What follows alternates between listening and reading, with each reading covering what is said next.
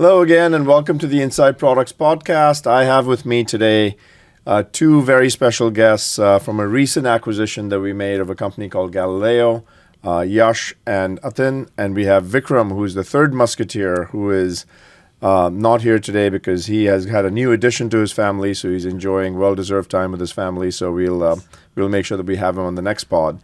But welcome to both of you. Thank you. And Thank you. before I get started, you folks have had an amazing background. You were at Google, you worked at DeepMind. Talk to us a little bit about that. What did you do over there, and what learnings did you have before we go into how did you think about founding Galileo and what happened from there? Yeah, so I've before we started Galileo, I spent about a decade working at Google building conversational AI systems. We started with very rudimentary speech-to-text systems, and there was a time when we were able to convince Larry, Sergey, and the business that conversational AI is going to be extremely, extremely important. That's going to be the main way by which the People world interface consumes with tech. technology. Yeah. And so we've gone over a whole host of models over the last decade, whether it's like right from Gaussian mixture models to RNNs to DNNs to transformers and then to large transformers. Right? And I think the big unlock that LLMs, which is the large transformer architectures, have had is we didn't have to really hard code the natural language understanding parts into like a hard-coded workflow that initially these assistants were built on. And on top of that, these models became multimodal. And so, when we were part of this, early team that was building out these models and scaling them. Yep. We worked with, Demis and team as well. And on top of that, our team powered about 20 plus products at Google, whether it's the Google Assistant, but Google Cloud and Google Meets and the cars and the home devices and the phones. So you have the same voice engine that you had actually same conversational AI engine. So it's Right. it's the voice and natural language understanding along with actions that you can do in different modalities. So I think that's. Were you in charge also? Did you also think deeply about like tone and Yes. tonality? and all Tone, of that? punctuations, Right. and then even quality of the generated voice. Like how can we How can you make it sound more human-like? natural? Yeah. Exactly. And so that was adopted by contact center businesses and like the meeting. In COVID we saw a huge spike in these Google Meets and WebEx and all of these products, and then conversational AI transcripts. And now we take that all for granted now, but like that was a tough time for us to scale this technology to long form speech and long form conversations. So that's where I come from, and towards the end of my stint And you at currently Google, run research and core engineering yes. in this team, and then Atin, you run the product and the engineering side. That's correct, yeah. And so Atin, what was your background? So I started my career in the earliest days of Siri. Worked on some of the first versions. With Tom Gruber.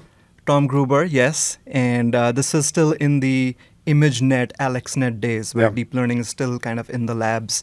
But really learned how to build end-to-end productionized language systems before deep learning models were a thing.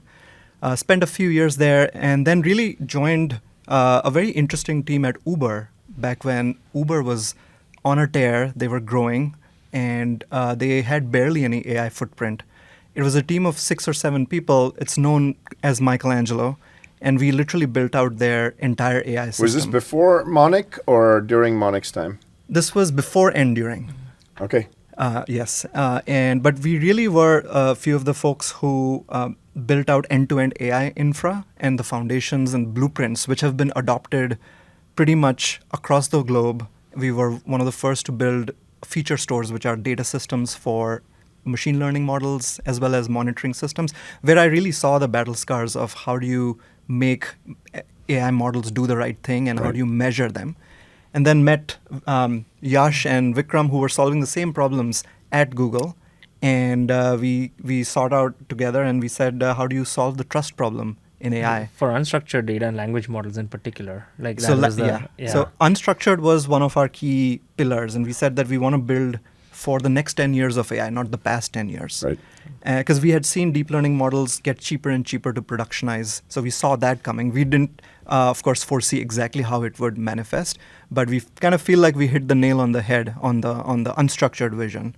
And not only did it, was it exciting for us because it was future facing, but we feel like we spent the first couple of years before a ChatGPT happened really building the foundations of understanding AI models. Yash and Atin, what I'm going to do is I'm going to take a step back and say, if I were to think about how observability for AI is broken down in my mind, there are three distinct components to it. Number one is the observability for the infrastructure itself. So how are you going out and measuring resilience of the infrastructure? Yeah. GPU utilization, uptime, all of those pieces. Networks. The second area then is agent behavior observability, where you can actually see how the agent is behaving, seeing if they're behaving in a way that you don't want it to behave, and when that is happening, can you dynamically at runtime intercept to kind of alter that behavior. And then the third area is around tokenomics. Is the consumption pattern of tokens for these agents within the boundary conditions that you want to actually have, or is it actually going out completely in a different stratosphere, which could then create a very, very different economic impact for you? Yeah. Am I missing anything in that? And then what are the things, how are you folks thinking about how Splunk fits into that entire picture? I mean, I think Jeetu, these three things, literally cover the entire agentic stack. While infrastructure seems like, we sometimes ignore infrastructure and think that it's commoditized, but as agents are scaling, we are seeing customers hit infrastructure bottlenecks very quickly. As we all know, just the networking impact of agents is just 450 times that of a human. And so our customers are actually asking us for an end-to-end observability across not just the agent behavior, which we talked about in quite depth already with evals and enforcement, but how are the infrastructure components dealing with agents?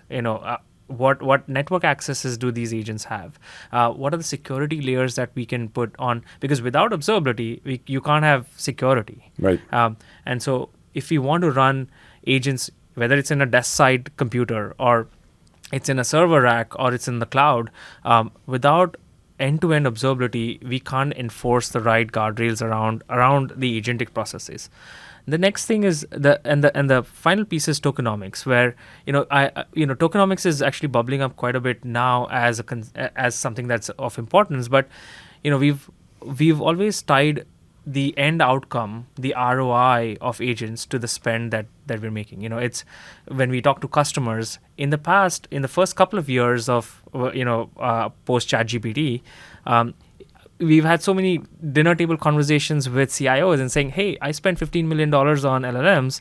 What's the ROI? Like, are we shipping more product? Are we actually moving the needle on our revenue? And the answer has been no in the past. But now I'm starting to see that change, where there is measurable revenue, there is measurable impact, there's measurable productivity. But the thing that's missing is the infrastructure to measure that itself. How can we quantify and tie the agent's behavior and the token spent to the business impact to the value and the that ROI? You're going to receive. Because what leaders want to actually do is, we don't want to spend less on AI. We want to spend more on the right pieces that are giving the right ROI. There are 1,000 things going on with AI. There's a lot of tinkering going on. So give me a concrete example that a customer can say, if I have these class of problems, I should be thinking about observability for AI with Splunk. So there are three classes of problems. When we think about who needs observability for AI, most enterprises today are having some form of agentic behavior in their workflows. These are tools and productivity tools and coding agents for their developers. Right. That's the biggest spend today, and that's the biggest amount of agentic activity. That being said, the first party and third party agents, those are the other two categories, where first party agents are the ones that enterprises build themselves, and that could be around their internal workflows, but also consumer facing products. And third-party agents are the entire agent sprawl we are seeing in every SaaS provider, Yeah. having their own agents. And Now, you want to make sure that you provide observability for the entirety of the estate of all agents. it has to be. Yeah. We cannot just have like blind spots around. Oh, I measure my first-party agents, but what about the rest? Like Yeah. But the point I was trying to make is the agentic behavior in products and services is only growing, and today is just the early days. As more and more workflows in our tools, in our products become agentic, the spend on and the observability needs for agentic on first party, third party will increase. But today, as we stand, we cannot ignore the coding agents and the tools, that vertical as well. So I'll come to you, Atin, on the product side of the house, because there's so many products that actually use these terms that sometimes it's hard for a customer to say, I can't tell the difference. So here's my question to you. If I'm a customer at a bank or an insurance company or a pharmaceutical company, pick an industry or a vertical, what is a concrete example where what you do and what we do with Splunk Observability for AI can meaningfully change the game on the kind of value they harness from AI? Absolutely. I'll give you a concrete example, say, of a healthcare company, right? They're building workflows to solve to make critical decisions on, say, prior authorizations of expensive drugs, right? They're using Gen AI to solve it, and Right. they're building agents to automate this whole gnarly process. And it's ripe for disruption because these workflows are just filled with unstructured data, PDFs, documents, and LLMs are, for the first time, we have technology that can make sense of it and take actions for it. So we have the ingredients. Once you build an agentic workflow, a whole host of things can go wrong at many layers, including the three layers that you mentioned. I'll talk about the first layer, which is tokenomics, and second layer, which is the Agent behavior. the behavior. Yeah. Starting with the behavior, one wrong mistake that the agent makes because of a loose prompt or a wrong instruction can lead to a bad action, which in this case would be the denial of a drug for a patient in need. So the results can be catastrophic because of wrong behavior. Then there's the cost aspect to this, where tokenomics comes in. And I'll tell you how layer 2 and layer 3 are related, right? There's the absolute measurement of tokens that Right. will be needed to take this action, including parsing all the PDFs, the docs, the insurance docs. All this requires tokens, and we can't escape that. Right. But the question is, how do you do it efficiently? Because these models are probabilistic, they can go wrong, and they can spin into loops. So it can be very expensive to get this action done. So the problem to solve is, one, measure the total number of tokens it took to take the action, and two, whether the action was taken or not, which is also a key part of tokenomics. But the insight and the signal for whether the action was done right or wrong comes from the layer below. So that's a... Okay, so I measure whether or not the key actions taken with the use of tokens. What do I do if I find out that, like, what's a good scenario and a bad scenario in that particular instance? And what does our technology help with on that front? A good scenario is that there's action completion happening, which is the agents are doing Yep. what the instructed action is, which is to approve or deny the drug, and do it with high saliency or high accuracy. The bad scenario is, of course, doing the wrong action. But the bad scenario could also be you did Very the right consumptive action, on tokens while you're extremely taking it off. consumptive, extremely slow. Because, whether it's a healthcare workflow or an e-commerce application that can, deliver goods to you and issue refunds, the architecture of agents behind the scenes is the same, and they have the same proclivity to, the errors that they can make. So why did you folks feel like being part of Splunk would actually be additive to your mission? Like, what was it that that Splunk brings to the table that you felt like you didn't have? I think, to my point earlier, the thing that we're super excited about is that Cisco is building the critical infrastructure for the AI era. Splunk as a business overall is looking at solving the digital resiliency problem, and agentic or AI resiliency is the next chapter in this entire business. we also heard from our largest customers, some of the largest Fortune 100 customers, that they have an entire digital resiliency stack, whether for application monitoring, for enterprise security, and then as more and more services start becoming agentic, they asked us is like, how is your platform going to tackle all of it? Because we want the entire digital resiliency to be in one end-to-end flow, in one end-to-end solution, and so from a product and technology perspective, what we've built is extremely additive as well as strategic from Splunk's customers as well as Galileo's customers. This is truly a full stack observability solution from infrastructure observability, application observability, tokenomics, and then going into agent behavior, tokenomics, and pulling it all together in a way that's one cohesive interface in Cisco Cloud Control. Absolutely, and there are apart from Splunk's capabilities, also Cisco has the AI defense aspects, the defense claw and AI defense pieces that actually fit in very well with the story, as well as the Thousand Eyes and security solutions. With all of these capabilities, Cisco can truly provide the solution for critical infrastructure for AI agents. Like it's not. I'm not saying that lightly, because this is one bespoke point in time solution is not going to solve and the overall problem to build, and all of this allows us to build the fabric for digital resiliency, agent resiliency across agentic software.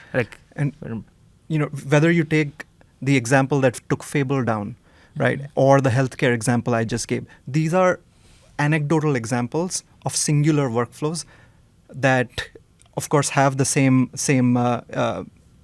failure patterns. But really, when you imagine an agentic fleet running in production, that happens across multiple devices, multiple data centers, multiple availability zones in the cloud. And to detect a security issue in an agentic flow, the data can come from anywhere. So providing, number one, the unified data fabric, to be able to, a unified interface across all your data. You need that to solve the security problem. You need observability on all this data to solve the security problem. It all blends into one another. So having this full stack really is saying that I have the key ingredients to solve agent reliability. And Cisco, from what I know, is the only company in the world that has that. And to your point, like Cloud Control stitches it all together, and we're super excited about where we're going in the direction. Every product in Cisco can be operated. You folks integrated into Cloud Control in like 2 or 3 days or something like that, right? Yes, and we literally we joined Cisco, and in a week at Cisco Live we demoed Cloud Control with agent observability and tokenomics, and so that's been an incredible journey as well, because it's so easy to build Cloud Control apps now that every product in Cisco can be operated through one interface. So let me try to summarize and see if we can actually, and correct me if I'm wrong on any of this stuff. In order for us to have agents do work on our behalf, what do agents need? They need to make sure that they're treated as digital coworkers and have tools access. Mm-hmm. In order to have a pattern where we can delegate to the agents in a trusted way rather than an untrusted way, what you have to do is protect the agent from the world, so that if there's prompt injection attacks, there's data poisoning, all of that stuff's happening, we can figure out a way to intercept it. Yes. With things like AI defense. Mm-hmm. And number two, we can also make sure that we protect the world from agents that are misbehaving. Yes. And all of that has to be done with detection that happens at machine speed and scale. Absolutely. So what you folks have built is the full stack and the observability apparatus to ensure that all of this gets stitched together. But the key components that Galileo brings are agent behavior observability, which includes evals, and then tokenomics, so that you can continue to keep refining how the agents are behaving in the consumption pattern of tokens, and marry that with the infrastructure observability and the application observability that we have with Ollie Cloud and Apti. And the reason this is really pertinent to be part of Splunk is because Splunk has time series machine data. And observability is fundamentally a time series problem. And so you want to make sure that you can actually go out and utilize that data in a way that's effective. Even security, right? Security is now a series of events, right? Like the adversarial attacks I mentioned. It's all time series. Right. Yes. And if a customer does this, what have we seen as the primary ROI that the customer gets? Like what does a customer go to bed feeling peace of mind with? I'll just give out an actual data point. Like, one of our largest enterprise customers went from 1 agent in production to 75 agents in production in a matter of 6 to 7 months. If you have the right agent resiliency stack, then the enterprise can feel confident. All the teams with building different agents and even in onboarding agents from different solutions feel confident that they have the right playbook in place. Right. And that's extremely important. If we can not only deliver the right products, but the right solution is the most important thing. When we go to customers, we can say, now you have the end-to-end playbook of what every team needs to do. What is your governance and compliance strategy? And our products support all of that. That becomes magic, right? That becomes magic to our customers' ears because we're coming with this end-to-end solution that will help them accelerate. And by the way, you folks have built your small language models, SLMs, so that we can actually lower the cost of inference as well for the observability stack that we're using. It's like down by, we can reduce it by 95%. That's huge. To the point that the price that our customers pay, they actually the savings that they get from the SLMs actually make up for the price as well, and actually end up saving more. So your inference cost is de minimis in this thing. Exactly. That's correct. Okay. Yeah. So given all of this, are there questions I should have asked you folks that I didn't that you want to convey to our customers? Yeah, I think so. One of the things, Jeetu, that we're hearing all the time these days is how are we solving the tokenomics problem? Our customers have been seeing a huge spend, unexpected spend on tokens, and then they don't have the ability to measure the right ROI from their efforts. And they don't have the ability to fund all of that either because it's hundreds of millions of dollars and people don't just have that lying around. Exactly. And we are always competing on what to fund, what to invest in. Yep. And so I think there are a few things that we're looking at deeply from building the right product and then also helping customers with insights. I think the key problems that we're trying to solve with tokenomics is firstly, how do we give customers the deep observability into where is the spend happening? By which agents? For what activities and what tasks? What activities, what projects, what tasks, which personnel, what are the budgets that are going off, all of the measurement part. But that's not enough. What customers have been asking us is like, how can you help us determine what's the ROI from these agents? And how do we map the spend to the ROI? And then second is, can we actually do some powerful forecasting on these spends? And Splunk with its time series data, the Cisco data fabric, getting all of the time series information, we have a time series foundation model that was built from scratch on time series data. We're leveraging these capabilities to better give customers better forecasting on their token spend. That is music to people's ears. I think there's going to be a third area, which I'm not sure if we have fully cracked the code on, but we're going to need to, which is the dynamic interception.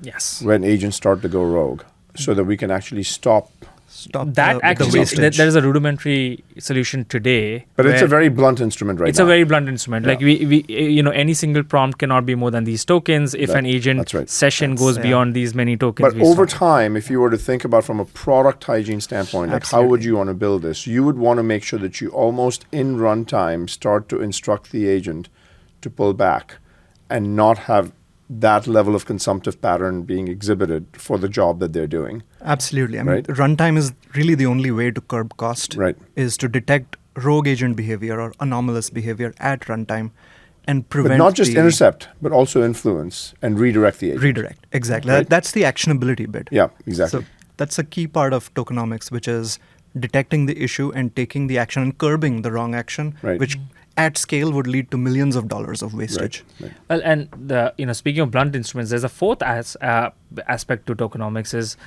today, speaking of blunt instruments, most users are just using the most powerful model for every single thing that they're doing.